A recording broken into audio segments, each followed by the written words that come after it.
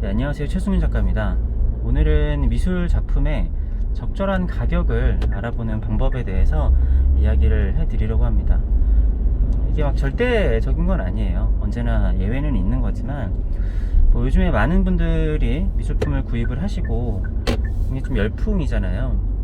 그렇지만 제가 저번에 말씀드렸다시피 거품은 아닙니다. 우리나라가 워낙에 미술 시장이 작았기 때문에 올바른 방향으로 가고 있는데, 그럼에도 내가 지금 산 가격이 합당한 것인가에 대해서 의문을 갖는 분들이 굉장히 많이 있는 것 같더라고요. 어떤 경우를 보면은 지금 너무 비싼 거 아니야? 라고 생각을 했지만 나중에 시간이 지나고 보니까 그때라도 살걸 이라고 후회가 되는 경우가 있기 때문에 비싸지만 사고 싶은데 한데 이 가격 너무 고점에 사는 거 아니야? 나중에 또 떨어지는 거 아니야? 뭐 이런 식으로 고민을 하시고 그런 거를 물어보시는 분들도 많이 계시더라고요. 그래서 뭐 그런 거에 관련한 유튜브도 좀 생겨나고 그러는 것 같아요. 근데 미술품은 주식이랑 좀 다릅니다. 제가 그러한 것들을 조금 살짝 봤는데, 뭐 가격이 막 엄청 급등했다라고 하는 게, 예를 들어서 옥션에서 한번 그 가격이 나왔다고 해서 그 작가의 작품 가격이 다 그 가격이 되는 게 아니거든요. 네, 물론 뭐 당연히 미술품에 투자하시는 분들은 그 정도는 알고 있을 거라고 생각을 합니다. 네, 그래서 그런 지표만으로 볼 수는 없고, 내가 산 미술 작품이 이게 적정한 가격인지에 대해서 알아보시는 가장 제가 봤을 때 합리적이고 맞는 방법은 바로 그 가격에 해외에서도 거래가 되는지를 보는 겁니다.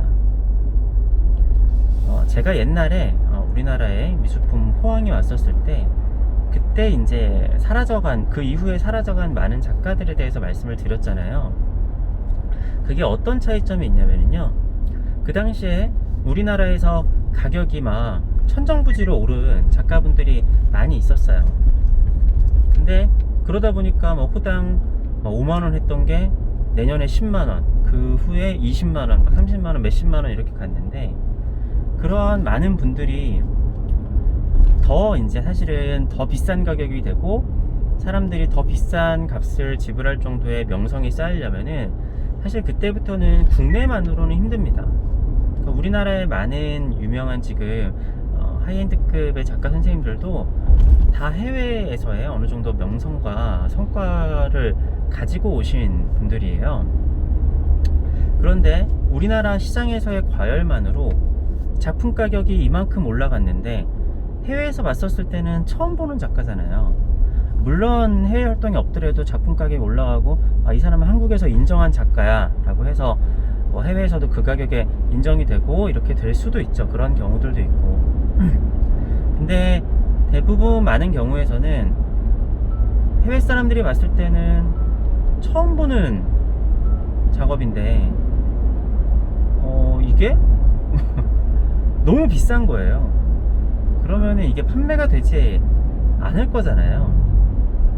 그러다 보니까 이게 이게 너무 거품이었네 싶어가지고 그런 분들이 꽤 있는데, 그래서 옛날에는 사실은 어처구니 없이 그런 경우도 꽤 있었습니다. 예를 들어서 국내에 20만원에 판매를 하는데 해외에서는 5만원에 판매를 하는 거예요. 네. 당연히 해외에서 이 가격에 안 팔릴 거를 갤러리들도 알아요. 그래서 여러분들이 알고 있는 해외의 많은 호재들이 실제로 뜯어보면은 아무튼 뭐 거기까지 하겠습니다. 그래서 근데 요즘에는, 옛날엔 그런 걸 알아보기가 힘들었지만 요새는 그런 걸 알아보기가 되게 쉽거든요. 인터넷으로 검색하면 다 나오잖아요. 그래서 뭐 저도 마찬가지입니다. 제가 지금 뭐 다른 작가님을 언급할 수는 없으니까 최승윤을 구글에서 그냥 영어로만 검색을 하셔도 다 나와요. 그래가지고 물론 이제 해외 사이트 뭐 아티스트나 아니면은 싱글아트에 들어가서 제 작품을 봤는데 거기에서 판매가 돼 있는데 그게 전부 다 그 사이트에서 판매가 된 거는 아닐 거예요. 근데 저 같은 경우에는 확인하기 쉬우신 게, 제 인스타나 제 SNS에 제가 이번에 어디를 통해서 어떻게 팔렸다라는 거를 제가 공지를 하잖아요. 그래서 들어가 보시면은 이 작품이 실제로 팔렸네 라는 거를 확인하실 수 있고, 해외 사이트에도 이 가격에 올라와 있네 라는 거를 확인을 하실 수가 있을 거예요. 물론 해외 사이트에 올라만 있고 이게 해외에서 판매가 전혀 안 되는 경우도 당연히 있겠죠. 근데 그거는 뭐 어느 정도는 조금만 노력을 하면 확인할 수 있는 거라고 생각을 해요.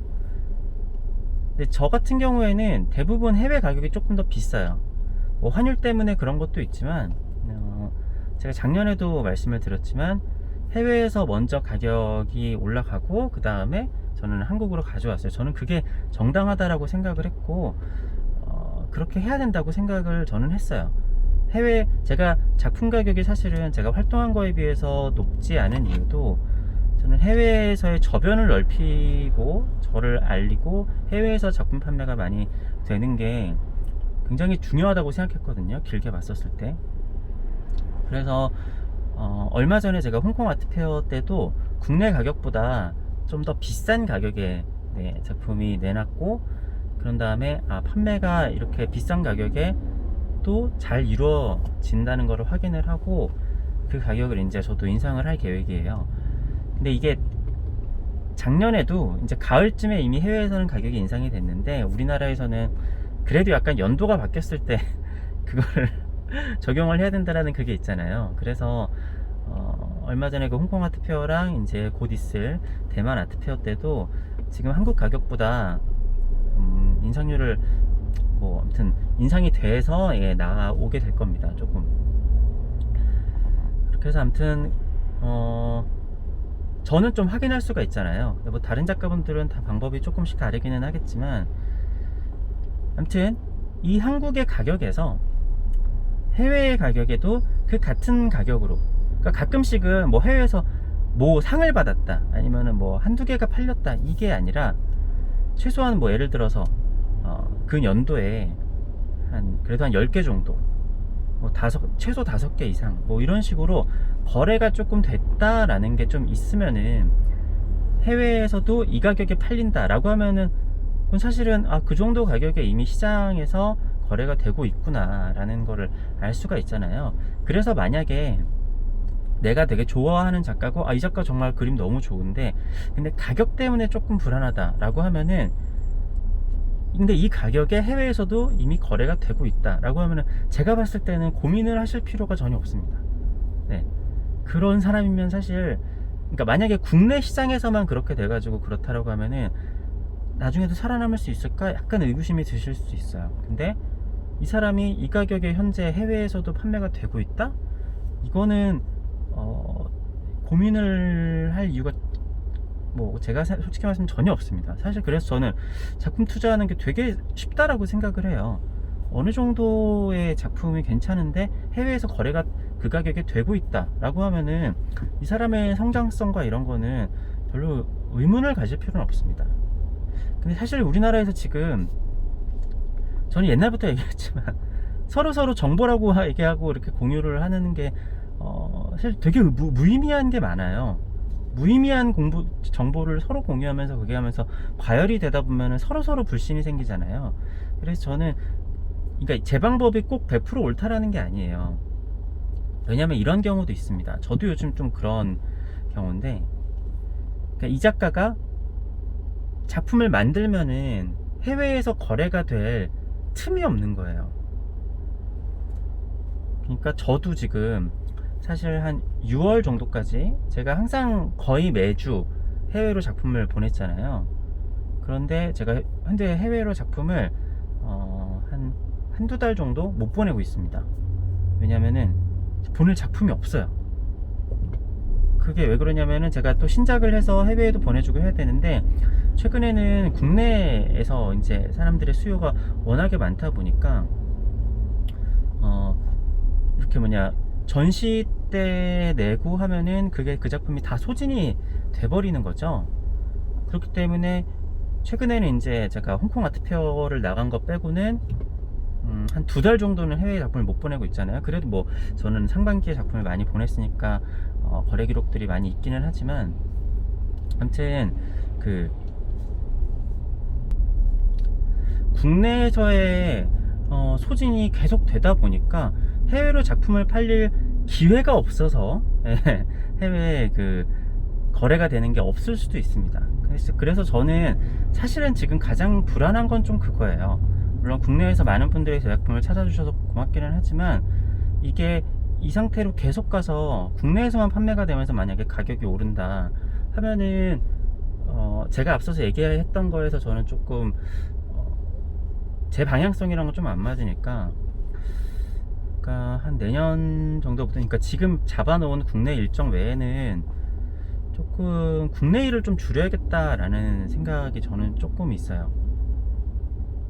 그러니까 해외로 작품이 판매가 되고 하면은 좀, 제가 옛날에 말씀드렸지만 굉장히 마음의 안정이 있고 좋거든요. 그러니까 작가로서 훨씬 더 이렇게 좀 입지가 탄탄해져 간다라는 느낌이 드는데, 사실상 우리나라에서의 시장은 사실은 좀 저는 좀 불안하다라고 생각을 해요. 실제로 투자자들도 제일 고민하는 게 그거잖아요. 국내 시장을 믿을 수가 있냐. 네, 그래서 국내 시장만 활동하면은 제가 요즘에 작품이 많이 팔리지만 사실 그냥 제가 상반기 정도까지는 제 수입의 한 절반 정도는 해외에서 온다고 그랬잖아요. 그거보다 막 마음이 더 좋고 그러진 않습니다. 예. 뭐 나쁠 거는 없지만, 네. 아무튼 해외 비중을 늘려야겠다고 생각했는데 본의 아니게 해외 비중이 좀 줄어들고 있기 때문에 어떻게 좀 강제적으로라도 좀 그렇게 해야 된다라고 생각을 하는데, 아무튼 뭐 그런 상황이에요. 그렇기 때문에 이 사람이 뭐 어떤 가격에 이렇게 됐는데 해외에서의 판매 기록이 없다. 근데 그게 그냥 국내에서 다 판매가 돼서 그럴 수도 있는 거니까. 그리고 사실은 우리의 미술 시장이 성숙해진다라고 하면은, 예를 들어 미국 작가가 미국에서만 가격이 올랐는데 유럽이랑 아시아에서 안 팔린다고 그래서 그걸 또 야 미국용 작가라고 생각하진 않잖아요. 미국이랑 그런 데는 시장이 크니까. 근데 우리나라 사람들은 우리나라 시장 자체에 불신이 있기 때문에 좀 그런 게 있고, 시장이 좀 작고 해외에서도 이거를 주요 시장이라고 인식을 한다거나 아니면은 크리스티 같은 뭐 그런 경매 기록처럼 인정을 해주는 건 아니니까 좀 그렇기는 하지만, 사실상은 우리나라에서만으로도 가격이 올라간다고 하더라도 그게 전 세계적으로 통용이 되는 게 맞다라고 생각을 합니다. 근데 사실 현실적으로는 그렇지는 않으니까. 네. 그러니까 뭐 제네시스 가격을 우리나라에서 비싸게 팔았으니까 해외에서도 비싸게 판다 이렇게 하면은 뭐 비판이 있잖아요. 그런 거랑 좀 비슷하게. 그런데 그래서 요즘 많은 분들이 막 경매 가격이 막 오르고 막 이렇게 하는 거에 대해서 너무 막 그거를 과열된 양상으로 심각하게 보시진 않았으면 좋겠어요. 저는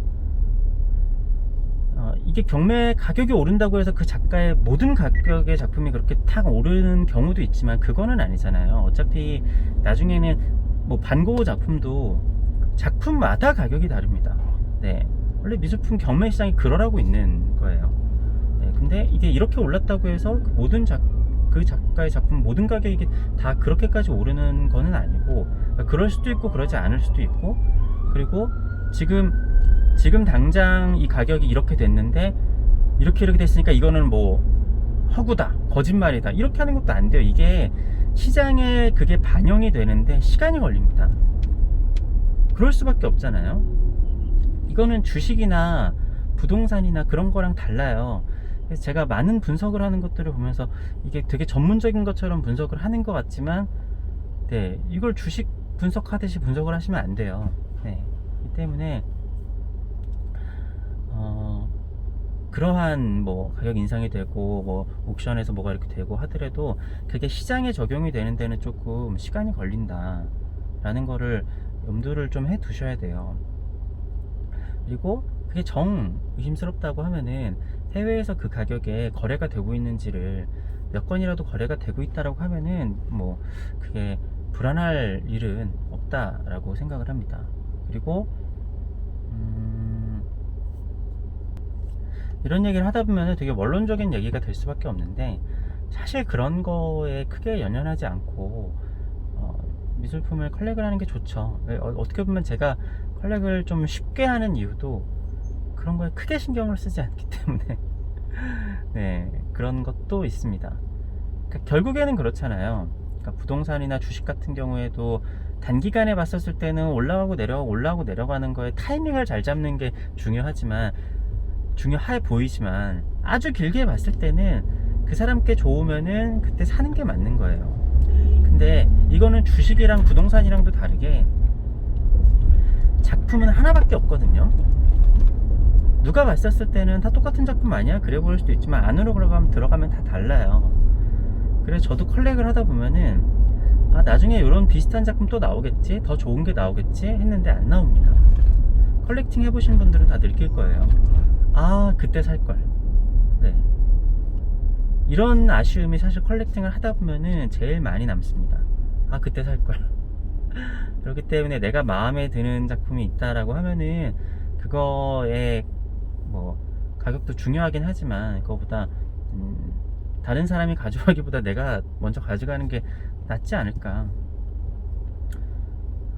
물론 모든 작가가 그러는 건 아니지만, 10년 전에 야오이 쿠사마 작품 막 그때도 막 1억이거나 그럴 때 1억에 사는 게 맞나 싶은데, 이제 지금은 10배 이상 오르니까 아, 그때 살 걸 이러잖아요. 그러니까 그때 어디 갤러리 가면은 뭐 조금 한 1,000만 원은 더 비싸게 사거나 1,000만 원은 적게 사거나 그랬을 수도 있을 거예요. 근데 지금은 아무튼 정보가 다 공개되기 때문에 그런 일이 거의 없기도 하지만, 어차피 나중에 돼서 좋은 작가면은, 그리고 또 오래 가지고 있으면은 좋은 수익을 생각하고, 제가 그 얘기도 옛날에 말씀드렸죠. 컬렉의 끝은 팔지 않는 거라고. 그리고 그게 결과적으로도 가장 수익률이 좋을 수밖에 없는 것이기 때문에, 좀 컬렉을 할 거면 약간 좀 뭔가 귀족 같은 여유로운 마음으로 기분 좋게 하시면 좋지 않을까 생각을 합니다. 그래서 저는 막 그것 때문에 사람들이 기분이 좋아야 되는데, 기분이 좋은 게 아니라 좀 오히려 의구심을 갖고 서로 논쟁을 하고 하는 게, 뭐 기분 좋자고 컬렉을 하는데 그렇게까지 해야 되나 싶어요. 그래도 의심이 된다라고 하면은 그렇게 확인을 해보시면은 된다. 예. 그리고 만약에 내가 좋아하는 작가인데 가격 때문에 고민이 되시는데, 이 작가가 이 가격에 해외에서 팔리고 있다라고 하면은 그거는 걱정을 정말 1도 안 하셔도 된다. 네. 그렇기 때문에 그 작가는 앞으로 전 세계적으로 다 인정을, 뭐 인정까지는 모르겠지만 아무튼 한탄대로를 갈 거기 때문에 그런 작가들은 걱정을 안 하셔도 된다, 라는 말씀을 드리겠습니다. 근데 컬렉팅 하는 게 어떻게 보면은 작품을 판매를 하는 것보다 저는 가장 돈 버는 거는 컬렉팅을 하는 거라고 봐요. 왜냐면 부동산도 결국에는 파는 사람보다 사는 사람이 돈을 벌잖아요. 미래는 어차피 인플레이션이 오고, 작품 돈의 가치는 떨어지고 하는 것이기 때문에, 아무튼 다들 즐거운 컬렉팅 하시기 바랍니다.